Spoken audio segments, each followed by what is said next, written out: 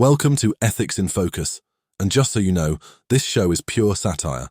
Any resemblance of the characters mentioned in this episode to actual individuals is completely coincidental. We're here to explore some heavy topics with a pinch of humor and a lot of critical insight. Trigger warning. This episode contains discussions of abuse, betrayal, exploitation, and other sensitive content. Listener discretion is advised. Before we dive in, I want to take a moment to talk about abuse. Abuse isn't just a word, it's a lived reality that scars individuals and families. Whether it's emotional, psychological, or physical, abuse can leave wounds that run deep. In our society, those in positions of trust have a duty to protect, not harm. Today's discussion uses satire to highlight these issues, but the underlying truths are all too real. Let's explore how abuse can manifest in unexpected ways and why holding those in power accountable is essential. All right, today we're diving into a complex case that raises serious questions about professional ethics and personal responsibility. Our focus is on the behavior of a licensed mental health professional, whom we'll refer to as Derell, whose actions in a widely circulated audio transcript have sparked intense discussion. With us today are Dr. Angela Reyes, a licensed mental health therapist, and Monica James, a survivor of narcissistic abuse. Thank you both for joining us. Thank you, Mark. It's important that we examine situations like these so that we can understand what ethical boundaries have been crossed and how we as professionals must always hold ourselves to a higher standard. I'm glad to be here. As someone who's experienced abuse firsthand, I know how dangerous manipulative and irresponsible behavior can be, especially when it comes from someone in a trusted position. Segment 1. Personal Behavior and Responsibility. Let's start by looking at Derell's personal behavior. According to the transcript, he has a pattern of shifting blame and avoiding responsibility. He claims that miscommunication and others tripping in the chat were the primary causes of the conflict with Triggs. But what does that really mean? From a professional standpoint, when someone consistently blames external factors for their own actions, it's a red flag. Derell's explanation suggests he downplays his active role in escalating the situation. He insists that his initial video about doxing wasn't meant to be negative, yet his subsequent actions show he was aware of and even contributed to the harm that followed. By portraying himself as merely going with the flow, he masks his deliberate participation in the conflict. And that's a common tactic in abusive behavior. Presenting oneself as a victim while stirring up drama to deflect accountability is incredibly manipulative. It mirrors many narcissistic patterns I've seen in abusive relationships. Segment 2. Professional Ethical Violations. Now let's discuss how Derell's behavior conflicts with his professional role as a mental health professional and therapy business owner. Dr. Reyes, what are your thoughts? A licensed mental health professional is expected to model healthy communication, maintain confidentiality, and resolve conflicts constructively. Derell's public airing of private conversations and personal grievances not only violates ethical standards regarding confidentiality, but also misuses his authority. This behavior undermines the trust that his clients place in him and is entirely inconsistent with the professional standards we uphold. That's a significant concern. When a therapist engages in public disputes and resorts to what he calls fuckery, it erodes the very foundation of the therapeutic relationship. Clients need to feel safe and supported, not exposed to public drama.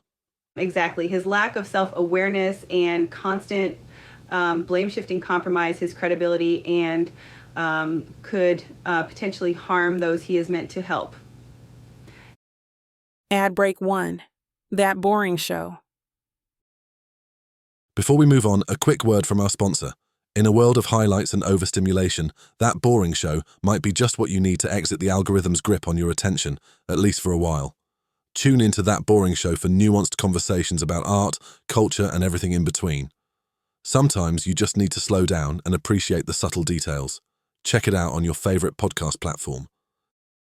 Segment 3. Additional unethical conduct. Beyond his professional missteps, there are several personal actions that further compound the issue. Derell is reported to be married for over 20 years, yet is involved in an extramarital affair with Miss P, a fact he openly brags about online. Monica, how does this additional layer of unethical conduct affect our understanding of his overall behavior? This is a clear example of hypocrisy and betrayal. When someone is unfaithful and then flaunts that behavior, it not only betrays their partner's trust, but also shows a complete disregard for the values they claim to uphold. For survivors of narcissistic abuse, this kind of duplicity is particularly damaging. And it doesn't stop there. Derell has used his creative output as a weapon, producing explicit songs on YouTube that describe sexual encounters with women who have criticized him, titling each song with the woman's name. This public shaming is both degrading and manipulative. That behavior is deeply troubling.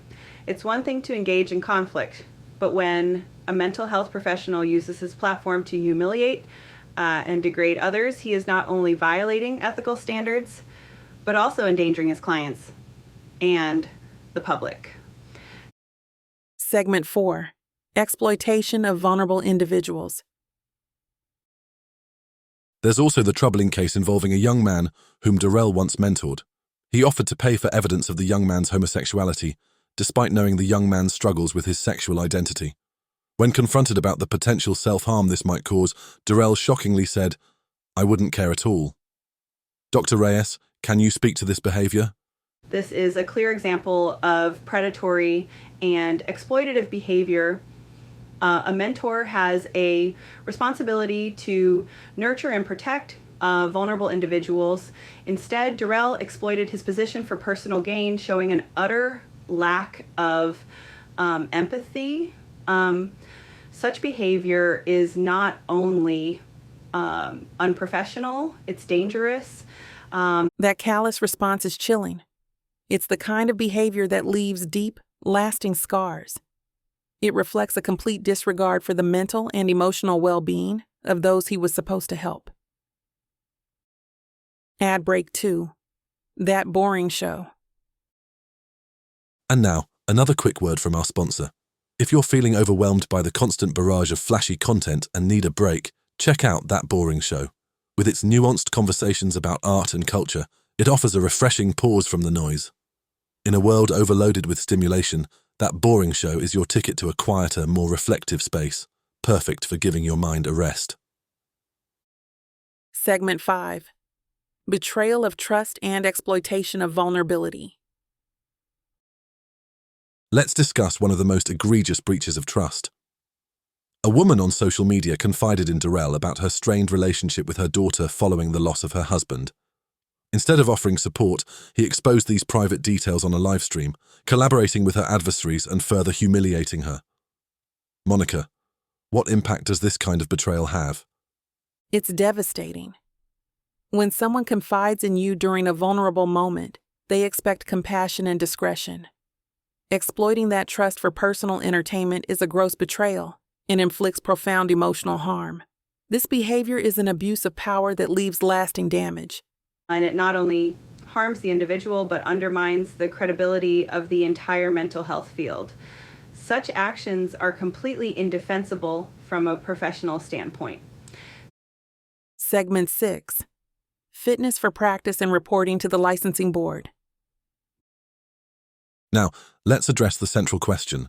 Given all of these behaviors, shifting blame, public disputes, breaches of confidentiality, exploitation of vulnerable individuals, and outright unethical conduct, is Derell fit to practice as a mental health professional? And should he be reported to his licensing board? Dr. Reyes, let's start with you. In my view, Derell's behavior is not only unprofessional, it's dangerous. A mental health professional must embody integrity, empathy, and responsibility. His pattern of deceit, manipulation, and abuse of power is fundamentally incompatible with these core values. From a clinical and ethical perspective, I believe his actions warrant serious review. Reporting him to his licensing board would be a necessary step to protect potential clients and maintain the integrity of our profession. Monica, what are your thoughts from the perspective of someone who has experienced abuse and betrayal? When someone in a position of trust behaves like this, it not only harms the individuals directly involved, but also sends a message that such behavior is acceptable. I strongly believe that reporting him is essential. It's about holding people accountable and ensuring that those in positions of power are not allowed to exploit or harm others. It's a matter of protecting vulnerable people from further abuse. It sounds like both of you agree that Derell's conduct goes far beyond poor judgment. It undermines the very foundation of ethical practice in mental health. Reporting him could be critical in preventing further harm and maintaining public trust in the profession. Segment 7. Call in from Derell's eldest daughter. We now have a call from someone directly affected by these revelations. Please welcome our caller, Derell's eldest daughter. For privacy, she wishes to remain anonymous. You're on the air. Hi, Mark, Dr. Reyes, and Monica. I'm Lauren, Derell's eldest daughter. I want to express my deep disappointment and embarrassment over my father's actions. I've watched him manipulate and exploit people, both professionally and personally, and it's been incredibly painful for our family. Thank you for calling in, Lauren. Can you share with us how his behavior has impacted you personally, particularly in your relationships? Absolutely. Growing up with a father who constantly shifts blame and refuses to take responsibility has left me with a lot of emotional scars. I find myself questioning the integrity of the men I meet. It's hard to trust when your own father's actions set such a poor example. His public shaming and the way he uses his platform to humiliate others have made me very guarded in my relationships. I worry that I might unknowingly attract or tolerate similar behavior in my partners. It's not just about his unethical conduct. It's about the lasting impact on how I view intimacy and trust. That's incredibly brave of you to share, Lauren. It's heartbreaking to hear how his actions have affected not only his victims, but also his own family. Thank you for your openness, Lauren. Your experience is a powerful reminder of the ripple effect unethical behavior can have. No one should have to bear the burden of a parent's irresponsibility, and your insight highlights the need for accountability at every level. Thank you both for listening. I just want other families to know that it's okay to speak up. My father's actions don't have to define who I am or the kind of relationships I deserve. Thank you, Lauren, for sharing your story. Your courage in speaking out helps illuminate the real-world impact of these issues. Conclusion. To wrap up, Derell's actions, whether it's shifting blame, denying responsibility, misusing his professional position, or exploiting vulnerable individuals, paint a clear picture of unethical behavior. As Dr. Reyes, Monica, and our caller Lauren have shown today, these actions are not only harmful, but also unfit for someone in a trusted professional role. Accountability is essential to protect the public and maintain the integrity of mental health practice. Reporting him to his licensing board may be the necessary step to prevent further harm. We must always strive to protect those who are vulnerable and ensure that professionals adhere to the highest ethical standards. Cases like these underscore the need for accountability. And from a survivor's perspective, it's imperative that we expose and call out behavior that manipulates and harms. No one should have to endure exploitation by someone in a position of trust. Thank you, Dr. Reyes, Monica, and to all our callers for sharing your insights and experiences today. It's crucial that we shine a light on unethical behavior to safeguard our communities and uphold the standards of our professions.